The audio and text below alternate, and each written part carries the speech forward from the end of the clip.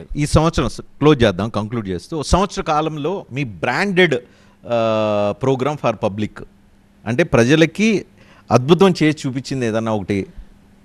ఒక్కరోజు చెప్తా ఉన్నామండి, ఏ రాష్ట్రంలో చేయలేని రైతు రుణమాఫీ 22 లక్షల కోట్ల రూపాయలు ఒకటే సంవత్సరం. వచ్చిన వాళ్ళకి ఆనందం, రాని వాళ్ళ బాధ.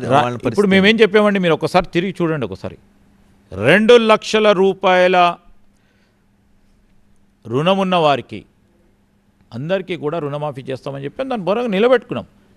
ఇంకోటి వచ్చింది డిమాండ్ 2 లక్షల పైమించి ఉన్నవారికి.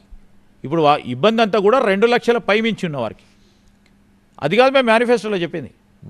దాని 2 లక్షల పైమించి వారికి కూడా రైతు కనుక వారికి కూడా న్యాయం చేస్తామని, ఆ అంశం విషయంలో తప్పకుండా వారికి కూడా న్యాయం చేసే క్రమం చేస్తామని ముఖ్యమంత్రి గారు చెప్పారు. ఇప్పుడు చెప్పండి, మేము ఇచ్చిన మేనిఫెస్టో 2 లక్షల రూపాయల వరకు రుణమాఫీ చేస్తామని చెప్పాము. రుణమాఫీ ఓఎస్ఎస్ ఫర్టిలిటీలో టెస్ట్, ట్రీట్మెంట్స్, థెరపీస్ అన్ని scientifically design in the good hands of science. Mummy daddy అవ్వాలంటే ఓఎస్ఎస్ కి కాల్ చేయండి. చేస్తారనే నమ్మకంతోనే ఈరోజు ఏ రాష్ట్రంలో కూడా ఇంత పెద్ద ఎత్తున చేయలేదు. 10 సంవత్సరాల కాలం పాటు వారు చేసిన 1 లక్ష రూపాయల రుణమాఫీ 18,000 కోట్ల. 10 సంవత్సరాల కాలం పాటు 2 మార్లు 18,000 కోట్లు దాటలేదు.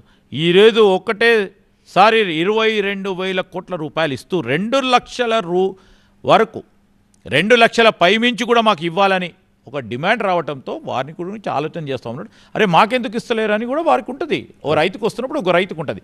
అది మాకు ప్రధానంగా రైతులకు సంబంధించి. రెండోది, ఈరోజు రైతులకు సంబంధించి బోనస్ ఇస్తామని చెప్పాం.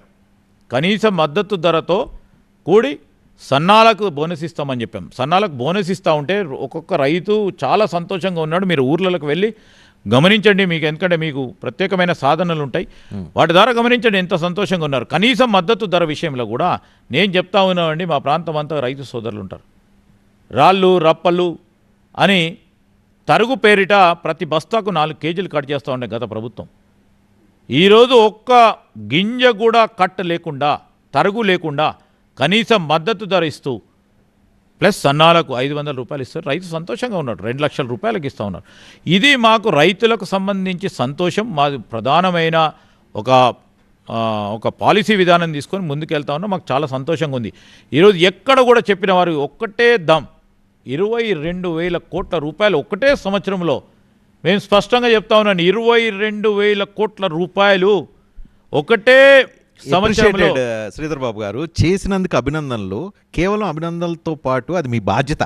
ఎందుకంటే అది హామీ చెప్పి వచ్చారు కాబట్టి ఇవ్వటం మీ బాధ్యత. కానీ ఇవ్వని వాటి గురించి మాత్రం ఎప్పుడు లోపల ఇస్తారో క్లారిటీ చెప్పాలా. 100% ఏదైతే విద్యార్థులకి ఇస్తా ఉన్న 5 లక్షల గ్యారంటీ కార్డు ఉంది, మహిళలకు ఇస్తా ఉన్న 2,500 రూపాయల డబ్బులు ఏవైతే ఉన్నాయో అది ఉంది, పెన్షన్లు పెంచుతా ఉన్నారు, వాటికి ఏమైంది, ఇంకా ఇతరత్ర ఏవైతే నేను మిస్ అయిపోయినాయి ఉన్నాయో 6 గ్యారంటీలు, అవి ఎప్పటి లోపల? సంవత్సరం అయిపోయింది, 2 సంవత్సరం లోపల క్లోజ్ చేస్తారా, 3వ సంవత్సరం లోపల, 5 సంవత్సరాల లోపల? డెఫినెట్లీ మంచి క్వశ్చన్ అండి రజనీకాంత్ గారు. మీ ద్వారా అసలు ప్రత్యేకంగా TV9 ద్వారా కూడా మేము ప్రజానికానికి అందరికీ కూడా అప్పీల్ చేస్తూ ఉన్నాం. తులం బంగారం కూడా మిస్ అయ్యా. తులం బంగారం కూడా ఎప్పుడు ఇస్తారని చెప్పాలి. అందరికీ కూడా మీ ద్వారా మేము తెలియజేస్తూ ఉన్నాం, మీకు ఇచ్చిన మాటలు అమలు చేసే బాధ్యత మాది. మా ముఖ్యమంత్రి రేవంత్ రెడ్డి గారు కానీ, డిప్యూటీ చీఫ్ మినిస్టర్ భట్టి గారు, వారా మా సహచర మంత్రివర్గ సోదరులందరి తరఫున, సోదరిమలందరి తరఫున తెలియజేస్తూ ఉన్నాం, ఇచ్చిన ప్రతి పాటను నిలబెడతాం. ఆర్థిక వ్యవస్థను గాడిలో పెట్టి వీలున్నంత వరకు ఒకటి తర్వాత ఒకటి అన్నిటిని కూడా అమలు చేసే ఒక కార్యాచరణ తీసుకుంటాం. తొందరలోనే తీసుకోవాలని మాకు ఒక ఆలోచన ఉంది, మాకు ఒక కమిట్మెంట్ ఉంది. దాన్ని పూరించే కార్యాచరణ తీసుకుంటాం. ఆందోళన పడవద్దని మరి TV9 ద్వారా ప్రజలందరికీ కూడా మనవి చేస్తాం. Thank you very much Sridhar Babu గారు. అండ్ మీరు 2 సంవత్సరాలు, 3 సంవత్సరాలు, 5 సంవత్సరాలు ఎప్పుడు లోపల పూర్తి చేస్తారు? ఆ డేటు ఒకసారి ఏమైనా చెప్పగలిగితే చూసే తెలంగాణ ప్రజలు. అతి త్వరలో అని చెప్పామండి. ఇప్పుడు 6 నెలలు కావచ్చు, సంవత్సరంలో కావచ్చు, 2 సంవత్సరాలు కావచ్చు, విధానపరంగా మేము ఇచ్చిన మాట తప్పకుండా అమలు చేస్తాం. ఎందుకంటే నేను ఒక్కరినే కాదు, మీరు మీ బాధ్యత ఎక్కువ, మీరు మేనిఫెస్టో కమిటీ చైర్మన్. మేము చెప్పాల్సింది చెప్పాం, ఆ రోజు కూడా చెప్పాం, ఈ రోజు కూడా చెప్తా ఉన్నాం. నేను ఆ రోజు చైర్మన్గా ఉన్నా. ప్రభుత్వం వచ్చిన తర్వాత అందరి కలెక్టివ్ రెస్పాన్సిబిలిటీ అవుతుంది. అందరితోని సంప్రదించి ఖచ్చితంగా కూడా అమలు చేసే కార్యక్రమం తీసుకుంటాం.